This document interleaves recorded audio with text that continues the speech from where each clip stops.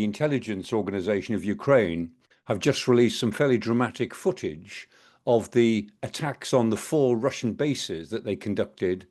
And assuming that this is genuine, and it looks to be genuine, let's have a look at what it reveals.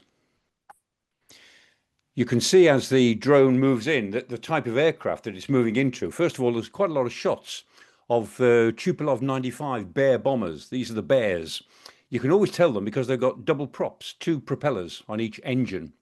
And they've got a very low tail. So these are very obviously Bear bombers. They're very old ones, Cold War bombers, but they're the ones that the Russians use to launch a lot of cruise missiles. They just fly over Russia. They don't go over Ukrainian airspace, but they release cruise missiles, up to 12 of them, from under their wings and in the belly of the aircraft. And you can see there these drones apparently going in to attack at very critical points a number of Tupolev 95s. You can notice that they've got a lot of tires on them. The Russians do this. They put tires all over the aircraft to try to reduce its radar signature from satellite surveillance or from any radar aircraft. As the video moves on, we can see there, those are backfire bombers. Those are Tupolev 22s. And you can tell those because they've got the delta wings. They've got a different sort of tail, and they've got these very big air intakes, 2 big air intakes either side of the fuselage, unmistakable.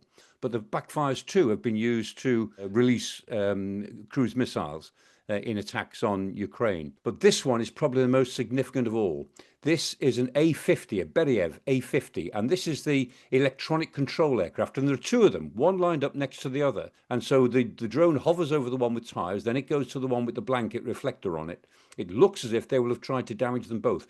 These are very important aircraft to the Russians because these are their airborne control center aircraft. They've only got about 7 or 8 of them that we know operate, and the Ukrainians claim already to have got 2 of them. They might now to have got another 1 or maybe even 2 of the remaining ones. So they might have got 3 or maybe 4 out of the 7 or 8 that the Russians operate. That's a very valuable aircraft if they've damaged it, at least damaged it, if not destroyed it.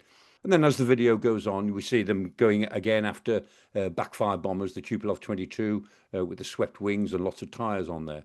The other things that are interesting about this is that the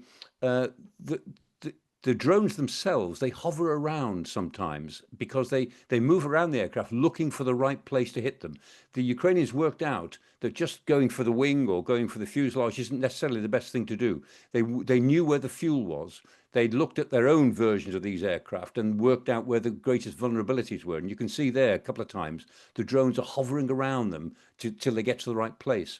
The other thing that's interesting is that they obviously had other drones, which were not kamikaze drones, sending back pictures.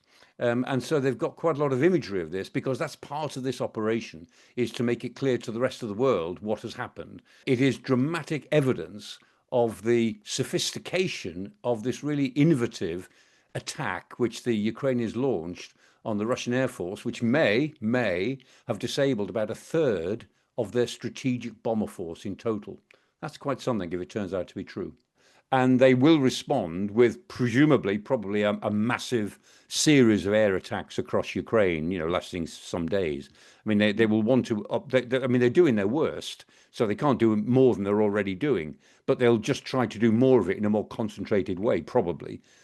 For drones hitting a lot of metal covered in tires, the Ukrainians will pay with the lives of civilians.